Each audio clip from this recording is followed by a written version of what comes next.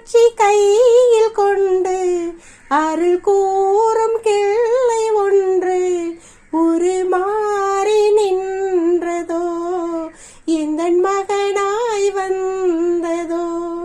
காமாட்சி கோயில் கொண்டு சுடர் வீசும் தீபம் ஒன்று எந்தன் வீடு வந்ததோ பிள்ளை வடிவாய்